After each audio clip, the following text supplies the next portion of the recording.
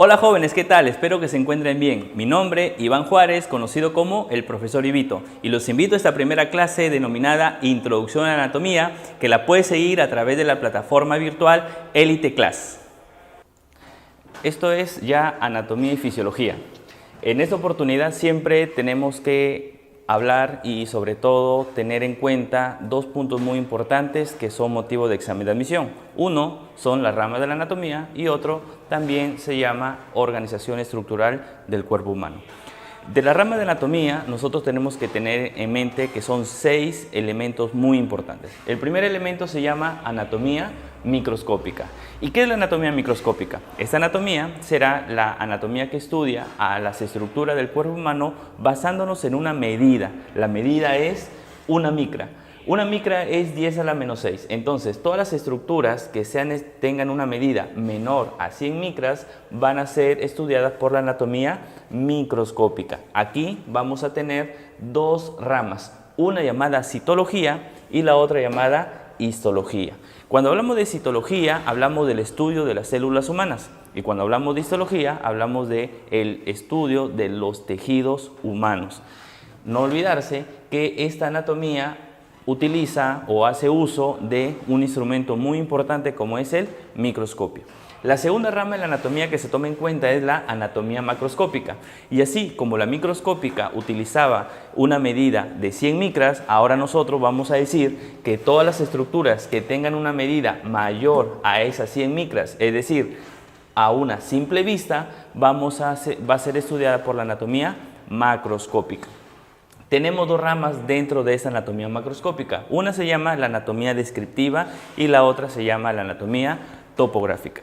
¿Y a qué se refiere la anatomía descriptiva? Pues se va a encargar de describir el cuerpo humano en base a los diferentes sistemas. Es por eso que también a la anatomía descriptiva se le llama anatomía sistemática. Es decir, aquí vamos a estudiar al cuerpo humano en el sistema óseo, sistema muscular, sistema nervioso, sistema sensorial, sistema endocrino, sistema respiratorio, el sistema cardíaco, el sistema digestivo, sistema urinario y el sistema reproductor, tanto masculino como femenino.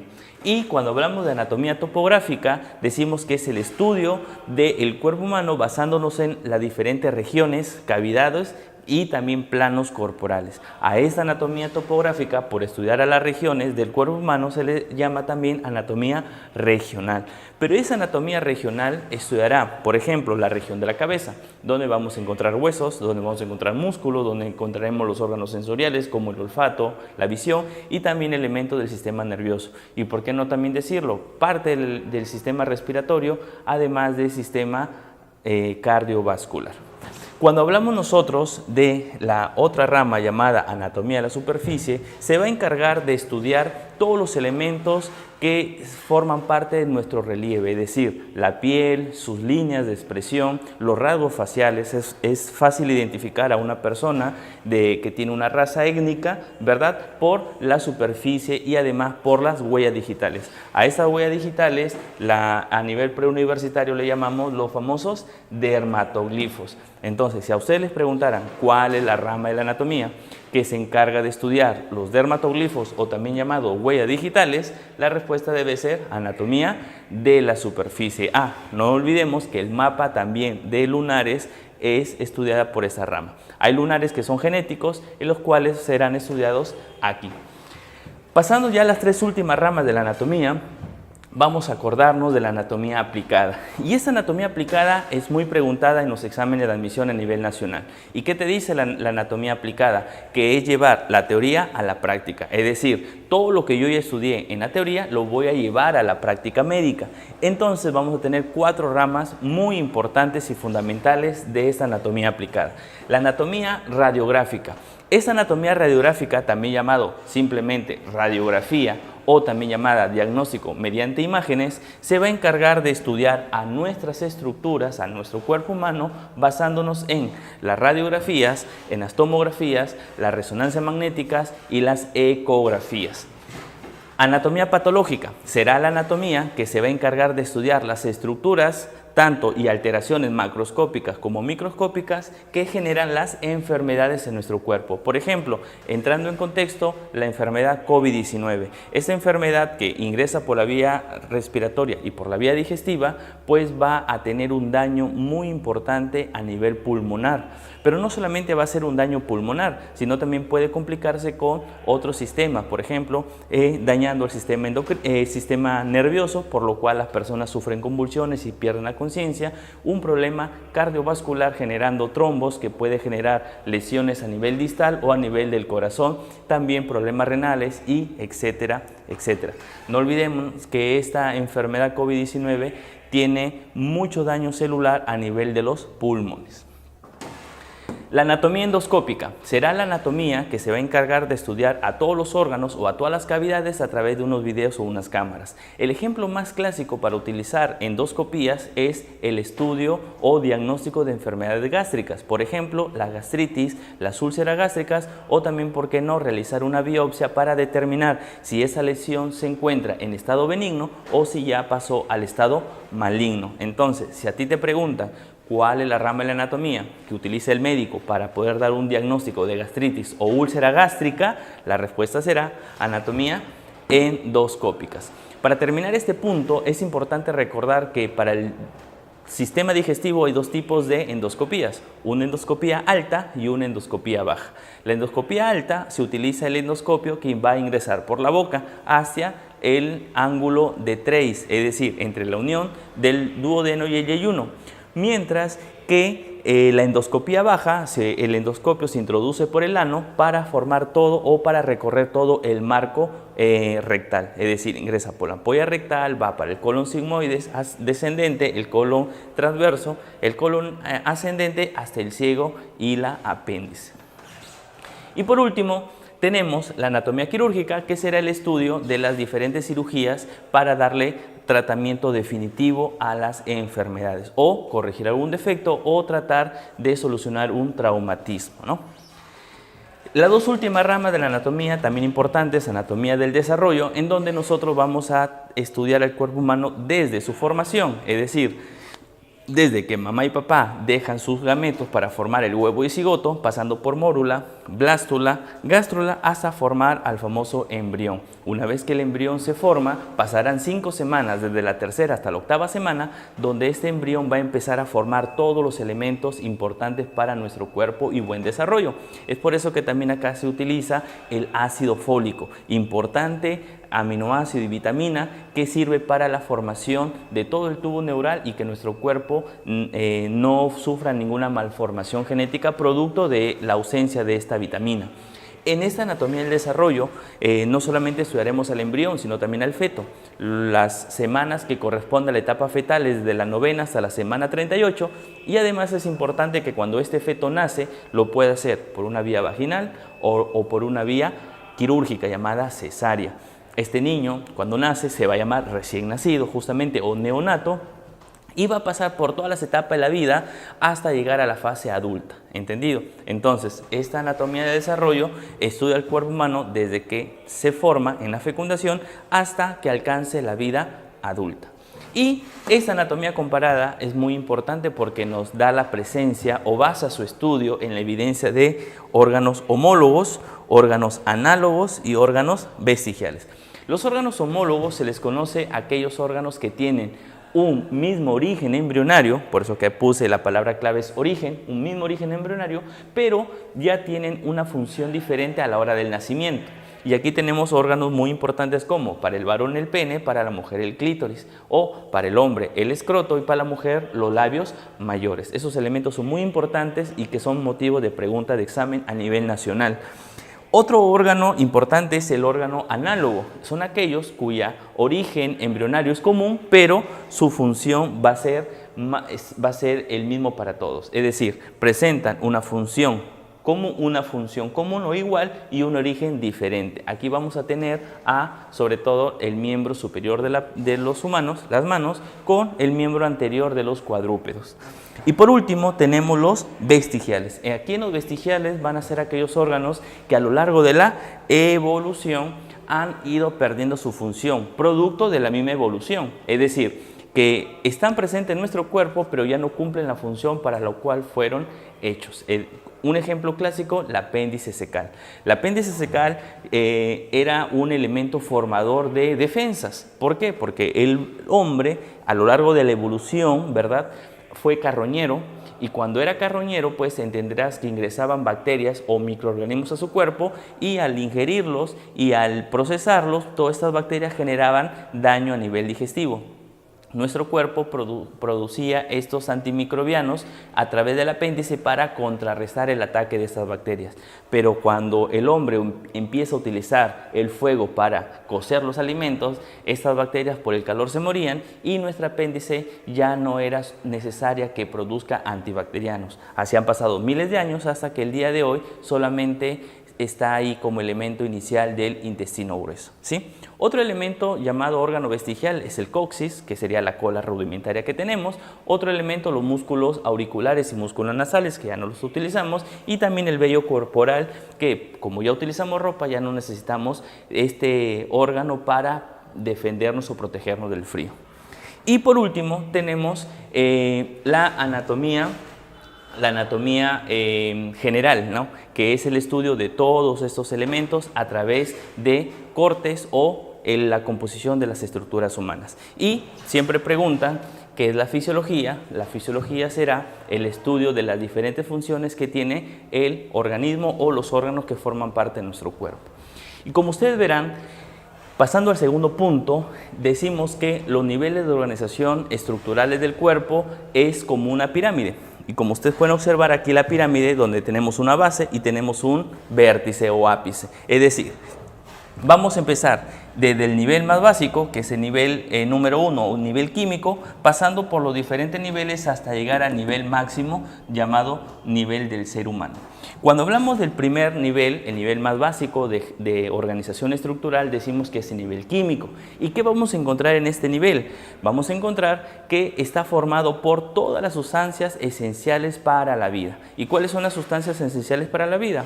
Tenemos los elementos primarios, que tú ya muy bien conoces según biología. Tenemos elementos secundarios, los oligoelementos o traza, también elementos de las sustancias inorgánicas. Y una de aquellas sustancias inorgánicas es el CO2 y el otro es el agua.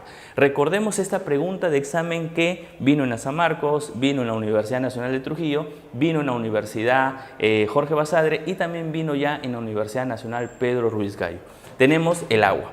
¿Qué es el agua? El agua sería una sustancia inorgánica, ¿verdad?, que en nuestro cuerpo se localiza en un porcentaje de 60%. Es decir, de todo el 100% de nuestro cuerpo, 60% es agua. Si nosotros queremos tener un ejemplo, si yo pesara 100 kilos, de esos 100 kilos, 60 kilogramos serían agua. Miren el dato importante, ¿no? 60%.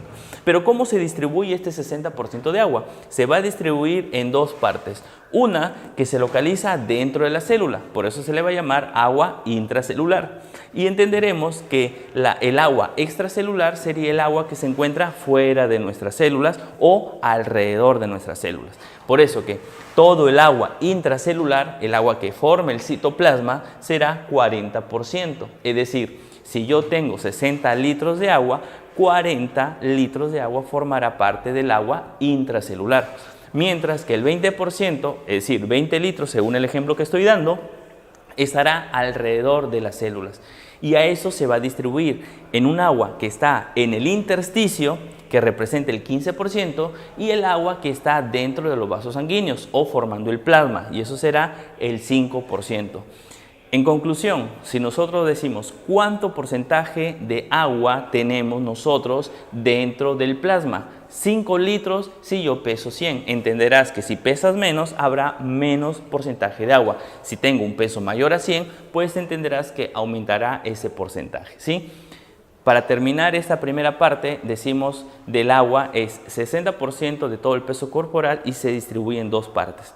40% intracelular, 20% intracelular. Luego decimos que de ese 20% extracelular, 5% está en los vasos sanguíneos y 15% está en el intersticio.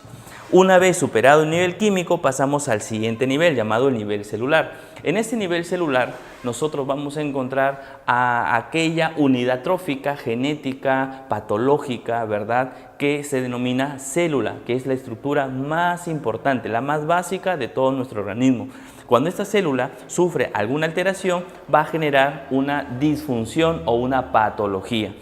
Regresando al contexto de COVID, ¿cuál es la célula que se ve más afectada cuando el virus ingresa y empieza a atacar? Es la célula llamada neumocito tipo 2, que puede ser una pregunta de examen.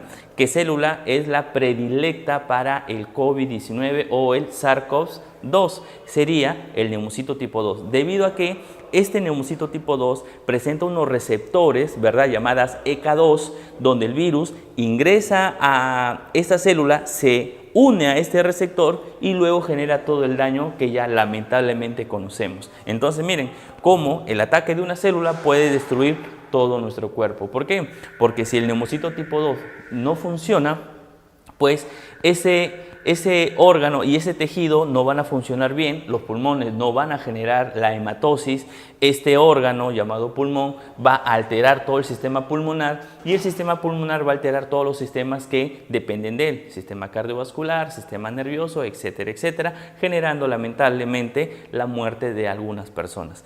80% generará problemas leves, pero hay un 20% que se puede complicar. Así que siempre hay que tener mucho cuidado con esta infección.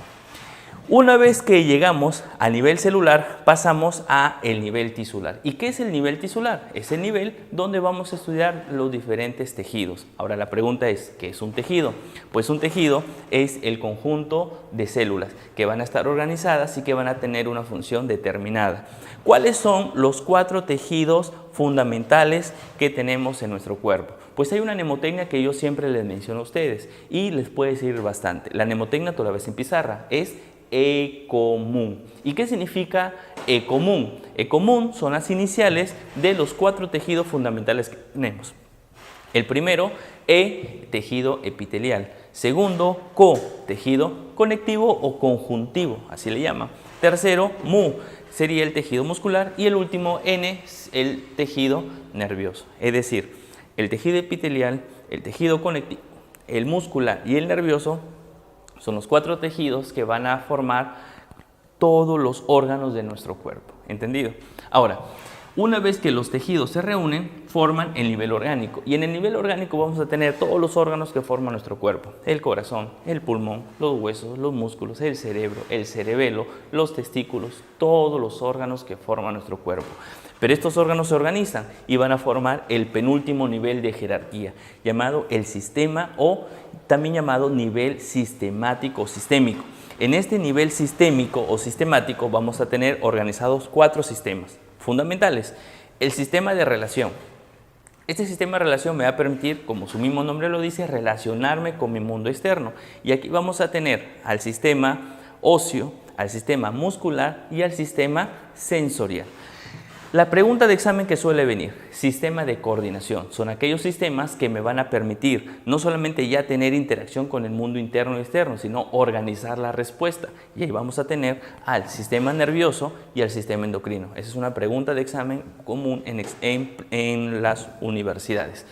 Sistema de nutrición. Será el sistema formado por el sistema digestivo, el sistema urinario, el sistema cardiovascular, el respiratorio y el linfático, que van a permitir distribuir los diferentes nutrientes y eliminar los desechos de nuestro cuerpo.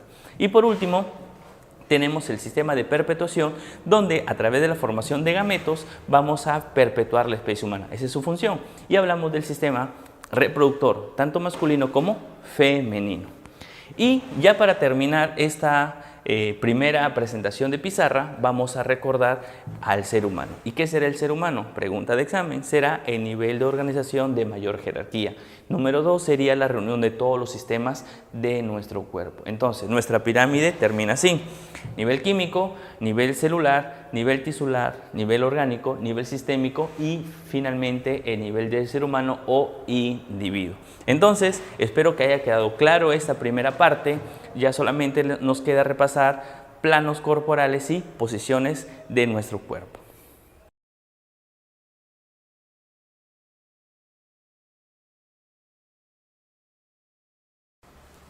Entonces, ya repasaste la primera pizarra, te vamos a dejar la segunda pizarra. En esa segunda pizarra nosotros vamos a recordar todas las posiciones corporales, las más preguntadas en un examen de admisión, y además todos los planos corporales que van a dividir a nuestro cuerpo para su mejor estudio. Y recordamos primero las posiciones corporales. ¿A qué le vamos a definir o llamar posición corporal? A la forma o la postura que adopta nuestro cuerpo para determinar una función. Por ejemplo, la primera posición es la posición anatómica, la pregunta de examen en posiciones más preguntada por si acaso. Esa posición anatómica va a tener unas características y aquí la tenemos descrita. Como tú ves en la imagen, en esta posición la persona se encuentra en bipedestación, es decir, se encuentra de pie apoyando los pies sobre una superficie horizontal. Segunda característica, que el miembro superior se va a encontrar en extensión. ¿Qué significa en extensión? Que los brazos y el antebrazo va a formar un ángulo de 180 grados en su superficie, así como lo estoy haciendo actualmente, donde el miembro superior va a estar ligeramente separado. A eso significa ligera abducción. En unos segundos debe estar apareciendo la descripción de todos los términos direccionales que nosotros vamos a utilizar, donde vamos a definir abducción, aducción, supinación, pronación, extensión, flexión, la palabra distal, la palabra proximal. Ya en estos segundos debe de estar mirando este cuadro descriptivo donde vamos a hablar de términos direccionales. Sería muy importante que tú los estudies porque estos términos me orientan para el estudio de toda la anatomía y este estudio es basado en la posición anatómica, ¿entendido?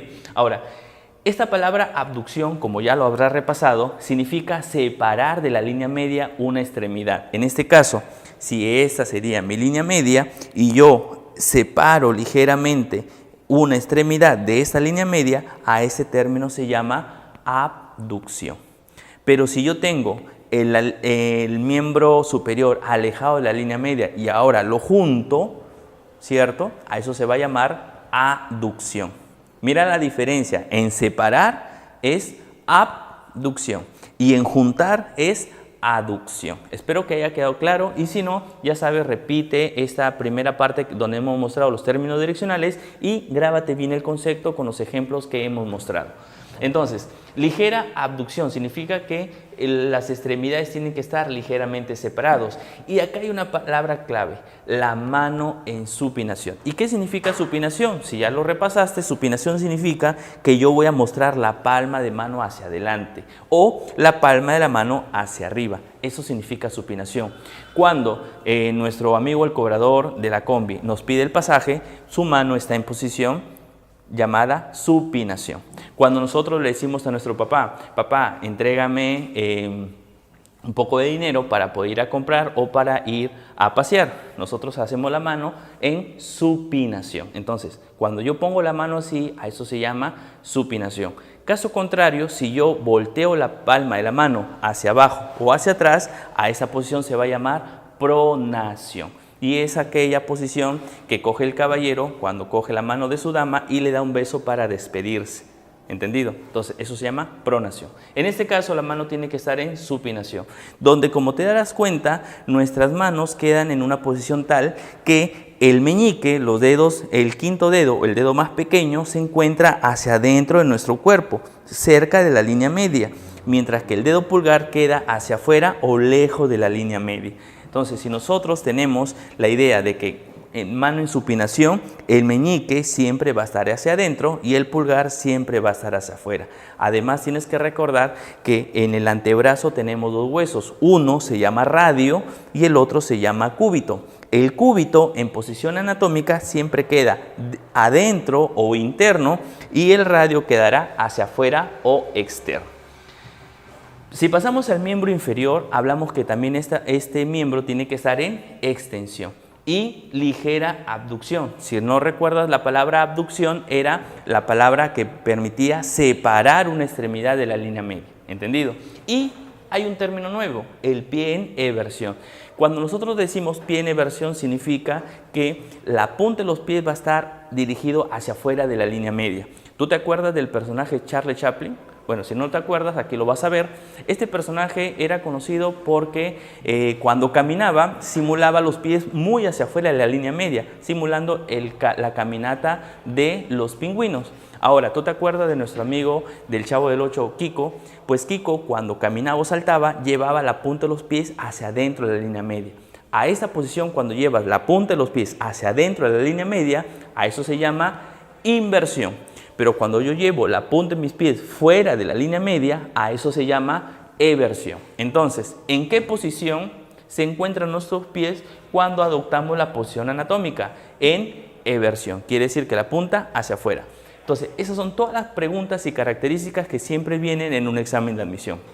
Un dato curioso es que cuando nuestro pie está en eversión, en los huesos de la pierna también se genera una posición. El hueso tibia y el hueso peroné quedan en una posición como voy a explicar a continuación. La tibia, por ser un hueso que se encuentra hacia adentro de la línea media, se llama hueso interno o medial, y el peroné quedará hacia afuera, llamado hueso externo o lateral. No te olvides de ese dato. Y la posición que es lo contrario de la posición anatómica será las posiciones de cúbito. Todas las posiciones de cúbito son aquellas donde la persona está acostado boca abajo, acostado boca arriba o acostado de una posición lateral. Entonces, recuerda, la posición de cúbito es aquella posición donde el paciente está echado.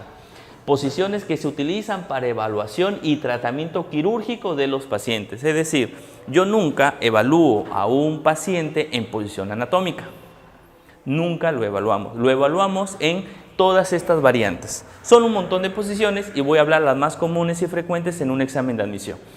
Primera posición, posición de cúbito dorsal. Es aquella posición donde la persona se acuesta sobre una superficie, en este caso una camilla, mirando hacia arriba. Por eso que a esta posición de cúbito dorsal también le llaman boca arriba. ¿Pero por qué le llaman de cúbito dorsal? Porque la persona está acostado topando o haciendo contacto con la superficie de apoyo a nivel de la región dorsal, donde la nuca, la espalda, la región glútea, la región sural y el talón de nuestro pie está topando la superficie. Por eso se le llama de cúbito dorsal. Entenderemos que se le llamará de cúbito ventral cuando la persona esté en posición boca abajo. Entonces, posición de cúbito dorsal, boca arriba. Posición de cúbito ventral, boca abajo. Entonces, basado en ese concepto, a la posición de cúbito dorsal también se le llama supina y a la posición de cúbito ventral también se le llamará prona. ¿Para qué me sirven estas dos posiciones? La primera posición de cúbito dorsal servirá para la evaluación física, es decir, llega un paciente por emergencia con dolor abdominal, el médico o el personal de salud que lo va a evaluar lo evaluará en posición de cúbito dorsal. Lo acostará en la camilla boca arriba y evaluará el abdomen o la región que el paciente menciona dolor. ¿Y cuándo utilizaremos de cúbito ventral? Cuando yo voy a aplicar una inyección intramuscular. Es decir, una vez evaluado el paciente y ya determinamos que es un dolor tipo cólico, pues yo le voy a aplicar un inyectable intramuscular. ¿Y dónde será la zona determinada? La región glútea. Entonces el paciente se deberá de acostar posición de cúbito dorsal. Sé que de repente tú has dicho, doctor, yo me he ido a un hospital y me pusieron una ampollita, pero me lo hicieron sentado o parado. Es más, no lo hicieron en una camilla, sino en una silla de ruedas. Pues también tienes que saber que en el contexto en donde nosotros nos desarrollamos no es el más óptimo. Miren que con esto de la pandemia del COVID-19, miren todo lo que está descubriéndose a nivel de salud, donde los hospitales no están adecuados, no tenemos suficientes EPPs, o sea, los equipos de protección personal, y no tenemos muchos implementos que yo sé que el Estado está haciendo todo lo posible para que se brinde una mejor calidad de servicio en salud. Esperemos que así sea. Y tú, que eres futuro profesional de la salud, tienes que tener un buen ambiente para poder desarrollar y trabajar, y sobre todo por el bien de nuestra comunidad. Tenemos dos posiciones siguientes, la posición ginecológica o también llamada de litotomía y la posición mahometana o genupectoral. Esa posición ginecológica o litotomía, como su mismo nombre lo dice y como tú ves en la imagen, nosotros vamos a utilizarlo para la evaluación y el seguimiento del trabajo de parto. Es decir, llega una señora que está gestando, entonces ya está a término, ya está a punto de alumbrar, entonces nosotros tenemos que evaluarla en esta posición. Normalmente se utilizan algunas camillas especiales donde la persona está en decúbito dorsal, pero flexionamos y abducimos su miembro inferior. Le ponemos unos instrumentos llamados pierneras para que se exponga el peroné y la mamá, a través de las contracciones y producto de la oxitocina, el bebé pueda salir por el canal vaginal y así llegar a este mundo, ¿entendido? Pero no solamente sirve para el parto, sino también sirve cuando una mujer que está preocupada por que está aumentando mucho el índice de cáncer al cuello uterino, entonces esta mujer consciente, ¿cierto? Dice: tengo que hacerme un screening para determinar si tengo o no tengo alguna lesión en mi cuello uterino. Entonces, ¿qué utilizamos? Utilizamos el famoso examen del Papa Nicolau. Este examen del Papa Nicolau es un examen de citología donde nosotros utilizamos un hisopo largo que llegará hasta el cuello uterino. Ponemos a la mujer en esta posición, introducimos ese hisopo, raspamos todo el cuello uterino y lo ponemos en una lámina portaobjetos. Luego se fija esas células y luego se lleva hacia el microscopio para determinar si hay células con alteración o son células descamativas normales. ¿Entendido? Y va a depender de eso para dar un tratamiento o simplemente algún tratamiento por infección o alguna inflamación que tenga la mujer a nivel de la región perineal, o simplemente ya pasa a otro diagnóstico para determinar qué grado de lesión tiene esta persona. Por eso es importante que todas las mujeres, y sobre todo si tú tienes algún familiar mujer que ya tiene más de 20 o 30 años o que ya llega hasta los 50 años en la etapa postmenopáusica, sería adecuado que pase por revisión de su ginecólogo para hacerse un examen del Papa Nicolau. Es importante para determinar la incidencia de cáncer de cuello uterino. Y la posición maometana o genupectoral ahora es también utilizada para el varón. Es decir, cuando una persona ya pasa los 40, 50 años y empieza a tener problemas urinarios, sobre todo si es varón, debería de acudir a su urólogo para la revisión de próstata. Antiguamente se utilizaba esta posición para determinar el famoso tacto rectal o masaje prostático, con el cual nosotros podíamos determinar si la próstata de ese varón tiene alguna lesión o si la próstata de esa persona tiene un aspecto normal. Y la pregunta es, ¿cómo determino o cómo yo sé o cómo el médico sabe si esa próstata tenía un tamaño o una consistencia normal? Pues bien sencillo, lo que hacíamos era introducir el dedo por el canal, por el recto, ¿sí? Por el ano, introducimos el dedo y tocamos la próstata, porque la relación recto-próstata es muy cercana. Y ya lo vamos a ver un poquito más en el sistema digestivo y luego en el sistema urinario con reproductor. Entonces, cuando nosotros ingresamos y tocamos la consistencia de la próstata, si lo haces ahorita, si la próstata tiene este como rebote que tiene la punta de nuestra nariz, decimos que esa próstata tiene una consistencia normal.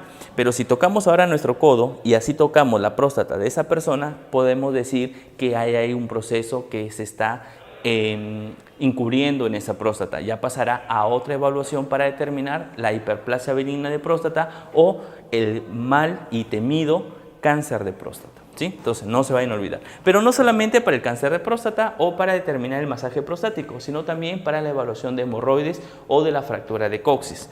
Pasamos a dos posiciones más. Esta posición ahora se va a llamar opistótonos. La posición opistótonos es muy importante porque esta es la posición que adopta una persona en fase final del tétano. Es decir, cuando una persona no se vacunó y tiene este microorganismo dentro de su cuerpo, las toxinas del tétano empiezan a dañar la placa motora. ¿Sí? Es decir, la unión entre el músculo y el nervio, haciendo de que este nervio esté mandando señales directamente al músculo y el músculo se contrae permanentemente. ¿Y qué músculos se contraen?